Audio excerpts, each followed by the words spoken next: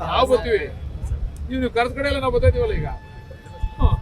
ಆದ್ರೆ ಅಲ್ಲಿಗೆ ಹೋಗ್ತಾ ಇಲ್ಲ ಅಂತ, ಬೈರಮಂಗ್ಲಕ್ಕೆ ಹೋಗ್ತಾ ಇಲ್ಲ ಅಂತ. ಎಲ್ಲಿ ಈಗ ಅಲ್ಲಿ ಗೊಂದಲ ಆಗೋ ಜಾಗಕ್ಕೆ ಹೋಗ್ಬೇಕು ಸರ್, ಗಲಾಟೆ ಆಗೋ ಜಾಗಕ್ಕೆ ಹೋಗ್ಬೇಕು ಸರ್. ನಾಳೆ ಕೆಟ್ಟ ಹೆಸರು ಯಾರಿಗೆ ಗೊತ್ತಿಲ್ಲ ಸರ್, ಸರ್ಕಾರಕ್ಕೆ ಕೆಟ್ಟ ಹೆಸರು. ನಾಳೆ ಏನೋ ಗಲಾಟೆ ಆಯ್ತು, ಯಾವನೋ ಒಬ್ಬ ಬೇಕು ಅಂತ ಕಲ್ಲು ಹೊಡಿದ ಹಿಂದೆ ನಿಂತ್ಕೊಂಡು ಯಾರಿಗೂ ಏಟ್ ಬೀಳ್ತದೆ, ಏನೋ ಗಲಾಟೆ ಆಯ್ತದೆ, ಆವಾಗ ಇಲ್ಲೇನೋ ಲಾ ಆ್ಯಂಡ್ ಆರ್ಡರ್ ಪ್ರಾಬ್ಲಮ್ ಆಯಿತು, ಡಿ ಕೆ ಶಿವಕುಮಾರ್ ಅವರು ಲಾ ಆ್ಯಂಡ್ ಆರ್ಡರ್ನ ಸರಿಯಾಗಿ ಮೇಂಟೈನ್ ಮಾಡೋಕ್ಕಾಗಿಲ್ಲ ಅಂತ.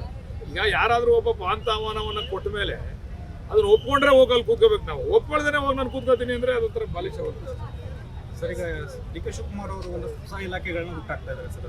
ವಿದೇಶಿ ಬಂಡವಾಳವನ್ನು ತರ ಕೂಡ ಒಂದು ಪ್ಲಾನ್ ಮಾಡ್ಕೊಂಡು ಹೊಸ ಇರ್ತಕ್ಕಂಥವರು ಈ ಹಾಸನ ಕಡೆಯಿಂದ ಬರ್ತಕ್ಕಂಥ ಜನ ನೇರವಾಗಿ ನಮ್ಮ ಮೈಸೂರಿಗೆ ಹೋಗಬೇಕು ಅಂತಂದರೆ ಭಾಳ ಅನುಕೂಲ ಆಗ್ತಕ್ಕಂಥ ರಿಂಗ್ ರೋಡ್ ಇದು ವಿಷಯ. ಡಿ ಕೆ ಶಿವಕುಮಾರ್ ಅವರು ಈ ಒಂದು ಜವಾಬ್ದಾರಿ, ಮೀಡಿಯಾ ಜವಾಬ್ದಾರಿ ವಹಿಸ್ಕೊಂಡ್ರೆ ಭಾಳ ಯಶಸ್ವಿಯಾಗಿ ಪೂರೈಸಿದ. ಭಾಳ ವರ್ಷಗಳಿಂದ ನೆನಗು ಬಿದ್ದಿಟ್ಟಿದೆ.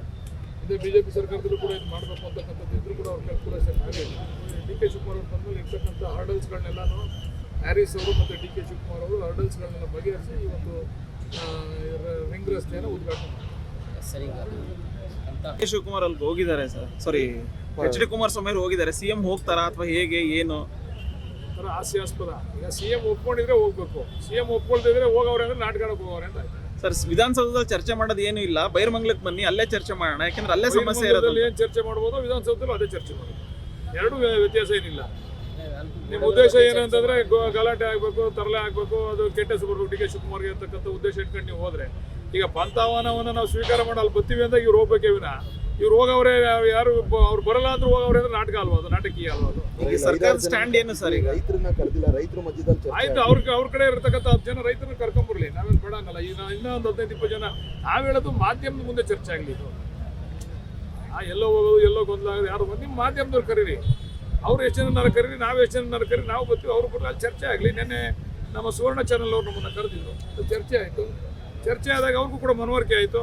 ಇದು ಯಾರ್ಯಾರು ಇದರಿಂದ ಬಾಲಿಶವಾದಂಥ ತೀರ್ಮಾನಗಳನ್ನ ತೊಗೊಂಡವ್ರೆ ಏನು ಅಂತೇಳಿ ಅವರು ಕೂಡ ಅದನ್ನ ಸಾಧಕ ಬಾಧಕನ ಅವ್ರಿಗೂ ಕೂಡ ಮನವರಿಕೆ ಆಯ್ತು. ಅವರು ಈಗ ಚರ್ಚೆ ಎಲ್ಲಿ ಆದ್ರೂ ಹೇಗೆ ಆದ್ರೂ ಒಂದು ಚರ್ಚೆ ಆಗುತ್ತೆ ಬಹಿರಂಗವಾಗಿ ಅಂತ ಜನ ಕುತೂಹಲದಿಂದ ಕಾಯ್ತಾ ಇದ್ದಾರೆ. ಬಹಿರಂಗ ಚರ್ಚೆಗೆ ಅವಕಾಶ ಕೊಡೋಕ್ಕಾಗಲ್ಲ ಸರ್. ಈಗ ನಾವು ಬೇಕಾದ್ರೆ ಬಹಿರಂಗ ಚರ್ಚೆ ಮಾಡ್ಬೋದು, ಅವ್ರುಗಳ ಲೀಡರ್ಗಳು ಬಂದಾಗ ಕಾರ್ಯಕರ್ತರು ಗುಂಪು ಸೇರ್ತಾರೆ, ಜಾರ್ಕೊಳ್ಳುವಂತ ಪ್ರಯತ್ನ ಒಟ್ಟಿನಲ್ಲಿ ಆಗ್ತಾ ಇದೆ. ಯಾಕಂದ್ರೆ ಅದು ಅವ್ರವ್ರು ಅನ್ಕೊಂಡ್ರೆ ಅದು ಏನ್ ಮಾಡೋಕ್ಕಾಗಲ್ಲ ಸರ್. ಈಗ ಸ್ಟ್ಯಾಂಡ್ ಏನು ಸರ್? ಈಗ ಸ್ಟ್ಯಾಂಡ್ ಏನು? ಯಾಕಂದ್ರೆ ರೈತರುಗಳಲ್ಲಿ ಒಪ್ಪಿಲ್ಲ ಅನ್ನುವಂಥದ್ದು ಒಂದು ಮಾತಿದೆ. ಎಲ್ಲರೂ ಒಪ್ಪಿಲ್ಲ ಅಂತ ಹೇಳ್ಬೇಡಿ ನೀವು, ಕೆಲವರು ಒಪ್ಪಿಲ್ಲ.